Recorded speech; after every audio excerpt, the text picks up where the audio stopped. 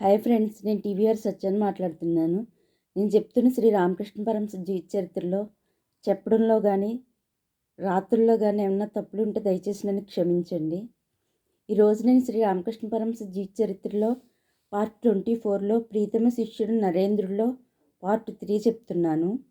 నరేంద్రుని విశుద్ధత పట్ల, భావి మహోన్నతి పట్ల అఖండ విశ్వాసం గల శ్రీరామకృష్ణులు అతడి ముందే అతని గురించి ఇతరులతో ఇలా ప్రసంగించేవారు. ఇక్కడికి వచ్చే ముముక్షువులలో నరేంద్రుడే సాటి. ఈ ముముక్షువులలో ఒకడు అష్టదళ పద్మం, మరొకడు షోడశదళ పద్మం అయితే నరేంద్రుడు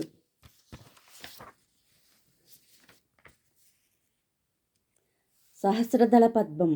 ఒక మహాలక్షణం చేత కేశవసేను విఖ్యాతుడైతే అట్టి లక్షణాలు నరేంద్రునిలో 18 ఉన్నవి. కేశవులోను విజయ్ గోస్వామిలోను జ్ఞానం దీపమై వెలుగుతూ ఉంటే నరేంద్రునిలో అది ప్రచండ సూర్యబింబమై ప్రజ్వలిస్తూ ఉంది. అసాధారణమైన ఈ ప్రసంగాలకు ఉబ్బిపోవడానికి మారుగా నరేంద్రుడు ఇలా ప్రతిఘటించాడు. మహాశయ, మీరిలా పలికితే జనం మీకు పోయిందని భావిస్తారు. అఖండ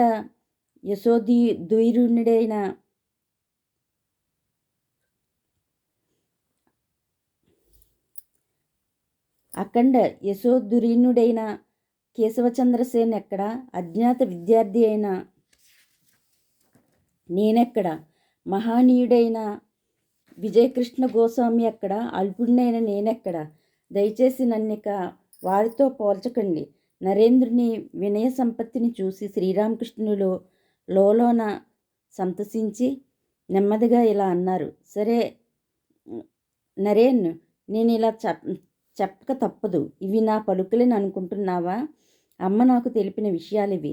అమ్మ ఎన్నడూ నాకు అసత్యం తెలపదు. అయినా నరేంద్రుడు ఇంకా ప్రతిఘటిస్తూనే ఉన్నాడు. ఈ విధంగా శ్రీరామకృష్ణుల శిష్యుల్లో నరేంద్రుని ప్రత్యేక దృష్టితో చూసేవారు. నరేంద్రుని ఎవరైనా నిందిస్తే శివనింద పాపానికి ఒడిగట్టుకోవద్దని వారించేవారు. శిష్యులు చేయవలసిన పరిచర్యను నరేంద్రుని నుండి గ్రహించేవారు కారు. నీ మార్గం వేరని వారించేవారు.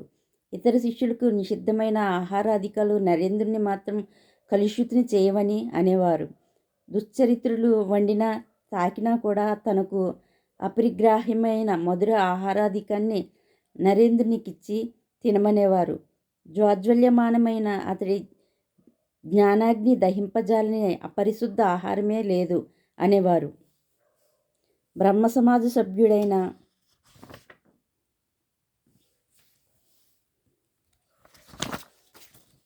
నరేంద్రుని ఆ రోజుల్లో విగ్రహారాధనను తీవ్రంగా నిరసించేవాడు.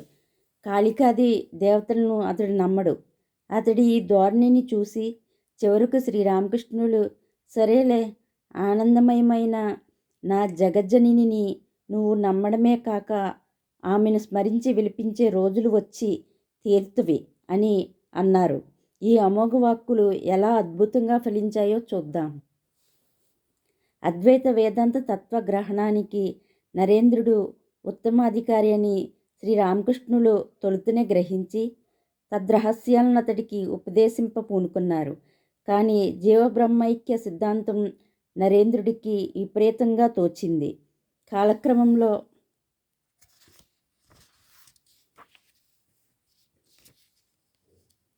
అద్వైతాశ్రమ స్థాపనాచార్యుడైన నరేంద్రుడు ఆ రోజుల్లో నేను పరబ్రహ్మను, అహం బ్రహ్మస్మి అనుకోవడం కంటే మహాపాపం మరొకటి ఉండబోదని వాదించేవాడు.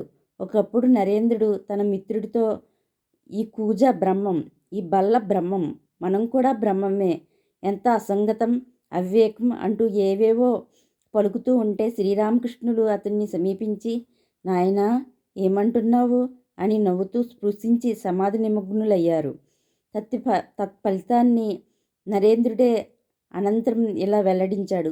గురుదేవుల ఆ మహాద్భుత స్పర్శ తక్షణమే నా మనస్సులో అపూర్వ పరిణామం కలిగించింది. నిజంగా బ్రహ్మేతర పదార్థం ప్రపంచంలో లేనే లేదని కనుగొని దిగ్భ్రాంతుడినయ్యాను. అలా కొన్ని రోజులు గడిచాక ప్రపంచం స్వప్నప్రాయంగా కనిపించింది. శాస్త్రవాక్కులు మిథ్య కాదని తోచింది. అద్వైత వేదాంత సిద్ధాంతాలను ఆ పైన నిరాకరింపలేకపోయాను. పరస్పర పరీక్షలకన్నిటికీ నిలదొక్కుని వేళ్ళూని నిలిచేదే ఉత్తమ గురు శిష్య సన్నిహిత సంబంధం. తన తత్వానుభూతులను పరీక్షింపమని శ్రీరామకృష్ణులు పదే పదే శిష్యులను కోరేవారు. వర్తకులు నాణేలను పరీక్షించేట్లు నన్ను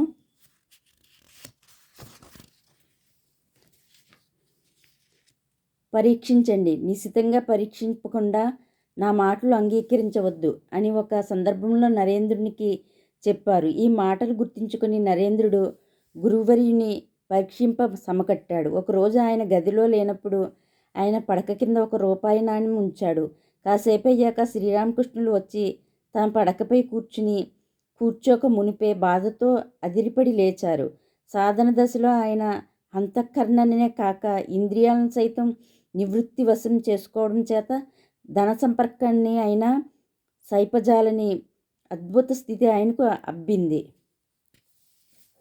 తరువాత నరేన్ తననిలా పరీక్షించాడని శ్రీరామకృష్ణులు తెలుసుకుని ఎంతో సంతోషించారు.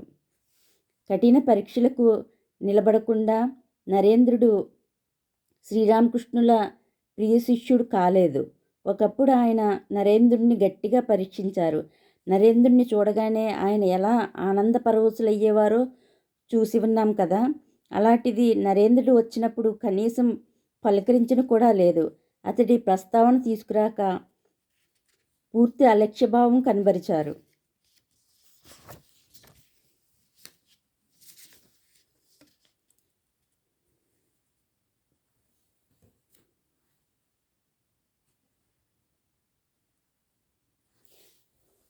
ఇట్లే కొన్ని వారాలు గడిచిపోయాయి.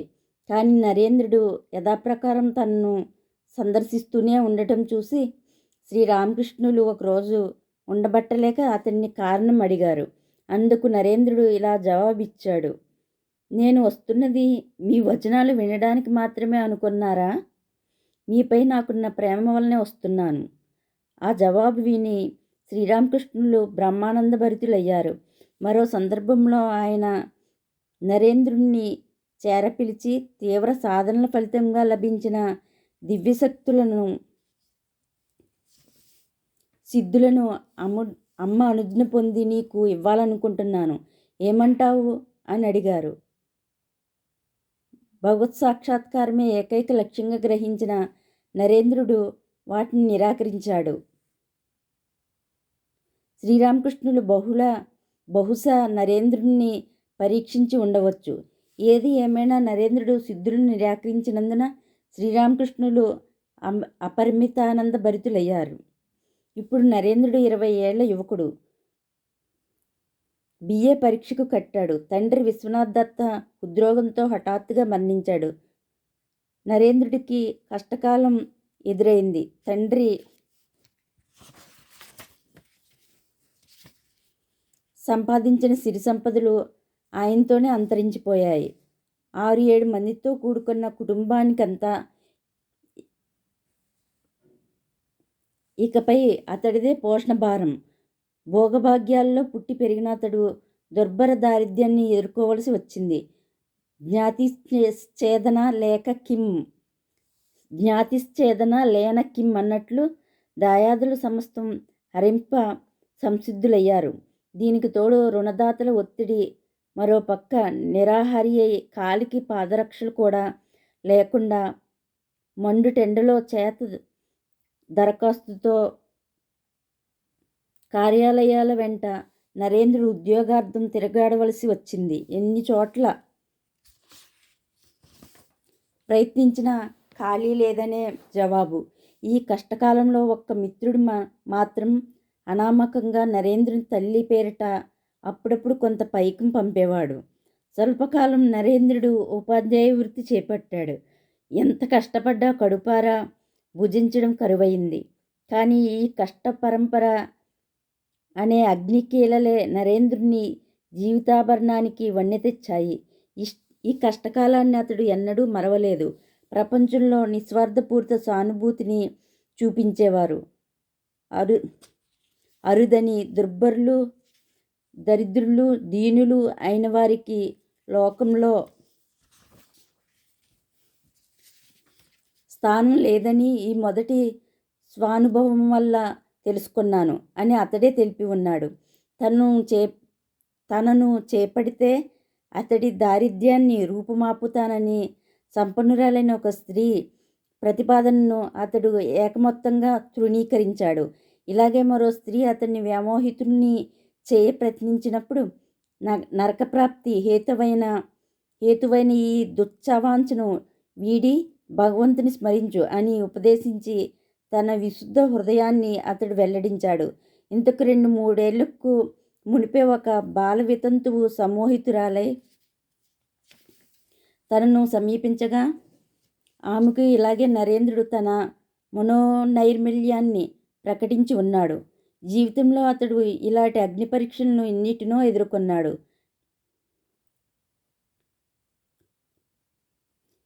విపత్సరంపరలు ఎంతటి భగవద్విశ్వాసవంతులనైనా ఒక్కో సమయంలో ఉర్రూతులూపి సంశయాందోళితులను చేయడం కద్దు.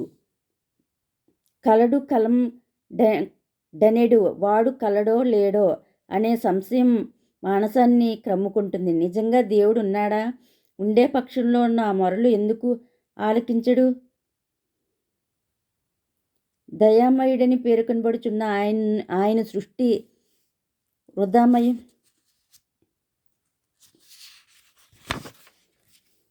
వృధామయంగా ఉండటం ఎందుకు అని నరేంద్రుడు విత్కరించుకోసాగాడు. నాటి తన మనోస్థితిని గురించి అతడు ఇలా చెప్పేవాడు.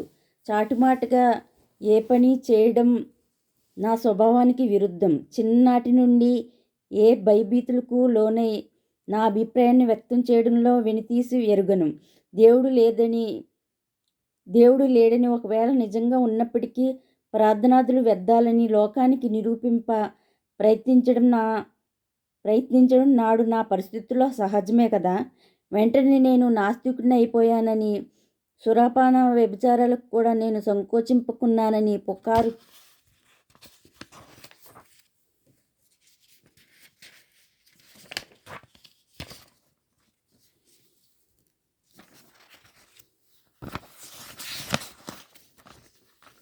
పుకారు పుట్టింది.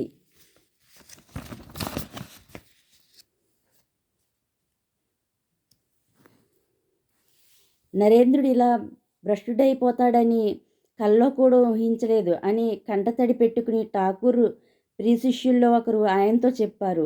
వెంటనే ఆయన ఆగ్రహపూరితులై అతడితో, ఓ అవివేకి, అట్టి ప్రసక్తులు కట్టిపెట్టు.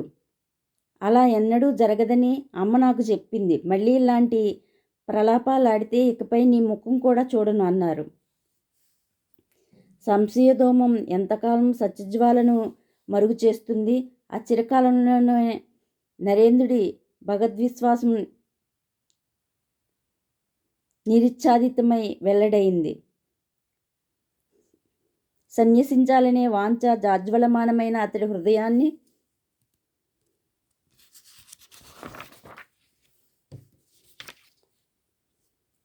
రగిలించింది. త్వరలోనే అతడు శ్రీరామకృష్ణులను కలుసుకున్నాడు. శిష్యుని హృదయాంతర్గత భావాలను ఆయన ఒక కీర్తనలో వెలువరించి పిదప ఇలా ఉపదేశించారు.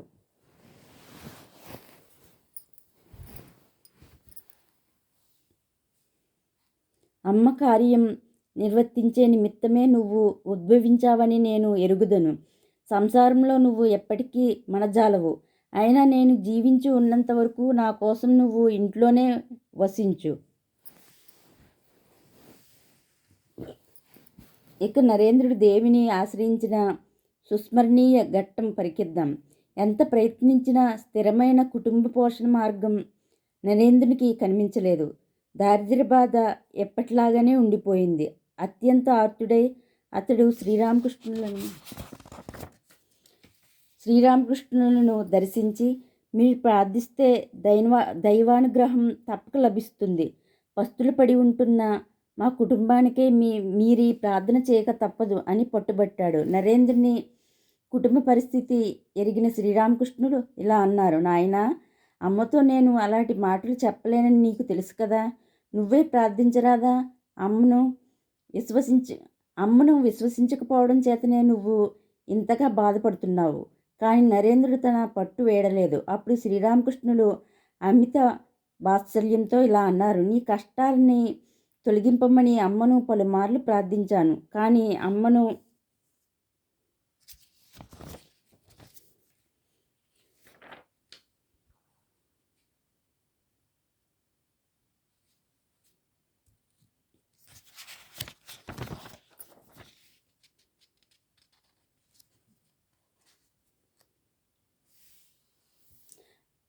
నువ్వు విశ్వసించినందున ఆమె నా ప్రార్థనలను ఆలకించుకున్నది.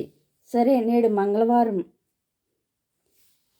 నేటి రాత్రి కాళికాలయానికి వెళ్ళి అమ్మను ప్రణమిల్లి నీకు ఏం కావాలో అడుగు. తప్పక ఆ వరం అనుగ్రహిస్తుంది. ఇచ్చామాత్రానే ఈ జగత్తును సృజించిన చిన్మయి బ్రహ్మ శక్తి స్వరూపిణి కదా నా తల్లి. ఆమెకు అసాధ్యం ఏముంటుంది?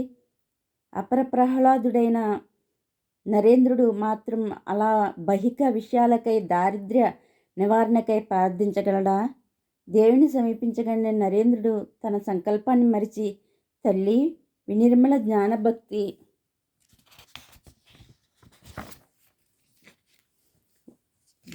వైరాగ్యాలను, నీ నిరంతర సందర్శన భాగ్యాన్ని నాకు అనుగ్రహించు అని ప్రార్థించాడు. నరేంద్రుడు తిరిగి వచ్చాక శ్రీరామకృష్ణులు కుటుంబ పరిస్థితిని చక్కబరచమని ప్రార్థించావా అని అడగ్గా,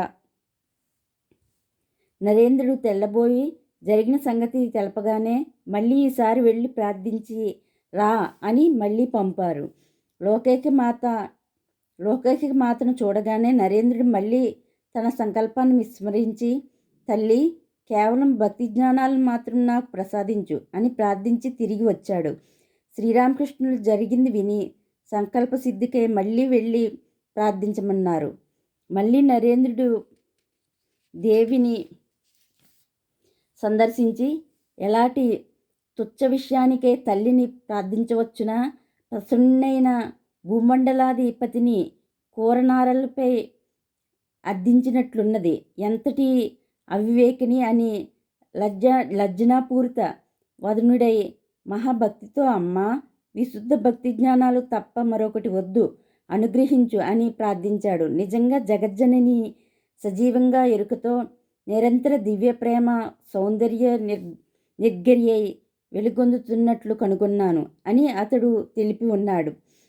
ఆలయం నుండి బయటకు వచ్చి ఇదంతా శ్రీరామకృష్ణుల లీల అని విశ్వసించి గురుదేవులను సమీపించి, మహాశయ, మీ ప్రభావమే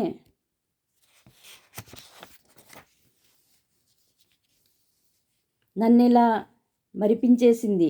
ఇంట్లో నా ఆప్తులకు ఈ దుర్భర దారిద్ర్య బాధ బాపే వరం ప్రసాదించండి అని పట్టుపట్టాడు. చిట్ట చివరకు శ్రీరామకృష్ణులు వారికి సామాన్యమైన అన్నవస్త్రాలకు లోటు ఉండదు అని అనుగ్రహించారు.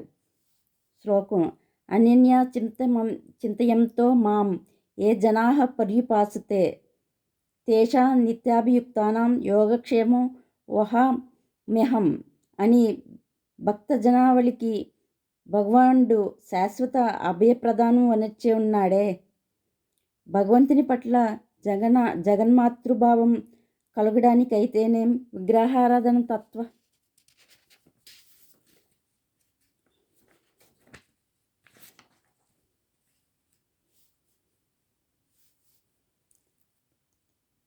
విగ్రహారాధన తత్వ సుబోధపరచడానికైతేనేం నరేంద్రుడికి ఇదే ప్రారంభం. ప్రియ శిష్యునిలో కలిగిన ఈ పరిణామం చూసి శ్రీరామకృష్ణులు అపరిమితానంద భరితులయ్యారు. మరునాడు ఆయన దివ్య ప్రేమానురాగాలు పొంగి పొర్లగా నరేంద్రుడు ఒళ్ళోకి ఒదిగిపోయి మొదట తనను, పిదప అతన్ని సూచిస్తూ ఒక భక్తుడితో ఇలా అన్నారు: ఇది నేనే, అది నేనే, భేదం నాకేదీ తోచడం లేదు. గంగలో తేలుతున్న ఒక పుల్ల వలన జలం రెండుగా విభజింపబడినట్లుగా కనబడుతుంది కానీ నిజానికి జలరాశి ఒక్కటే కదా. బోధపడిందా ఈ సకలము అమ్మే. ఈ గురు శిష్య సంబంధాన్ని వర్ణింప ఎవరితరం. శ్రీరామకృష్ణుల సన్నిధిని నరేంద్రుడు ఎంత స్వాతంత్ర్యాన్ని అనుభవించాడో, ఎలాంటి నిరంతర దివ్య ప్రేమానురాగ తరంగాలపై డోలలాడాడో, ఆ సద్గురు భాస్కరుడు ఆ సహస్రదళ పద్మాన్ని ఎలా క్రమ వికాసం చెందించారో ఎవరు చిత్రించగలరు. ఓకే ఫ్రెండ్స్, ఇంతటితో శ్రీ రామకృష్ణ పరమహంస జీవిత చరిత్రలో ప్రియ శిష్యుడు నరేంద్రుడి గురించి అయిపోయింది. ఓకే సార్, నెక్స్ట్ పార్ట్ తర్వాత రేపు చెప్తాను. Okay friends, thank you, bye. నేను చెప్పింది ఈ శ్రీ రామకృష్ణ పరమహంస జీవిత చరిత్ర మీకు నచ్చినట్లయితే లైక్ చేయండి, షేర్ చేయండి, సబ్స్క్రైబ్ చేయండి. Okay friends, thank you, bye.